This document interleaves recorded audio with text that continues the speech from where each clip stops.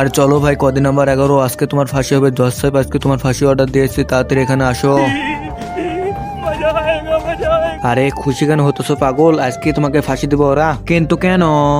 যাকে তুমি সাত থেকে ধাক্কা দিয়ে ফেলে দিয়েছো তার জন্য আজকে তোমাকে ফাঁসি দিয়ে তার সাজা দিবে। আরে ভাই তুমি কান্না করো না, সবাইকে তো মরতে হবে, হয়তো 2 দিন আগে বা 2 দিন পরে। আর মরণ দেখে তো সবাই ভয় পায়। আমি তো মরার জন্য কান্না করতেছি না, আমার মাথার মধ্যে একটা টেনশন ঘুরপাক খাচ্ছে। কিসের টেনশন বন্ধু, আমাকে তো একটু বলো। তুমি শুধু এটা সাবধানে রাখো তোমার কাছে। তাড়াতাড়ি আসো বাইরে। এবার তো বলো কিসের টেনশন তোমার? 5 বছর আগে আমি একটা ব্যাংক লুটেছিলাম, কিন্তু সব টাকা ফুরিয়ে ফেলেছি। কিন্তু আমি 5,60,00,000 টাকা একটা পুরান মডেল টিভিতে লুকিয়ে রেখেছি। আমার একটা ঘরের কোনায় ফেলে রেখেছি, কিন্তু আজকে আমার ফাঁসি হবে। তোমার ভাবিও জানে না ওই টিভির মধ্যে টাকা আছে। কিন্তু ও যদি কম টাকা দিয়ে ওই টিভিতে বিক্রি করে দেয় তাহলে তো আমার অনেক ক্ষতি হবে। টেনশন করো না বন্ধু, আমি ভাবিকে গিয়ে সব কথা বলবো যে টিভির মধ্যে অনেকগুলো টাকা আছে। তুমি শুধু তোমার বাড়ির অ্যাড্রেসটা আমাকে বলো।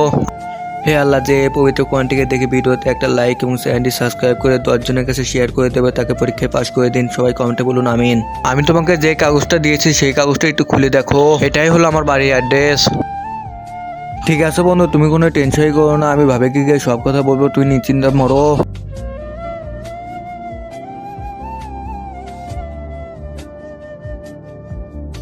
আরে ভাই এখন আমার কি হবে? তোমার তো কোনো বড় অপরাধ নেই, তুমি তো 2-1 দিনের ভিতরে সারা হয়ে যাবে। তারপরে কয়দিন নাম্বার 11কে ফাঁসির মাঠে নিয়ে যাওয়া হলো, যেখান থেকে আর কেউ ফিরে আসেনি। 2 দিন পরে চলো রে, কয়দিন নাম্বার 77, আজকে তোমার জামিন হয়ে গেছে। তাড়াতাড়ি এখান থেকে বাড়ি চলে যাও। সারা পাওয়ার পর সে ফাঁসিওয়ালা কয়দিন। এরপর কি হলো সেটা দেখার আগে এই ভিডিওতে একটা লাইক এবং চ্যানেলটি সাবস্ক্রাইব করে কমেন্টে পার্ট 2 লিখে যাবেন।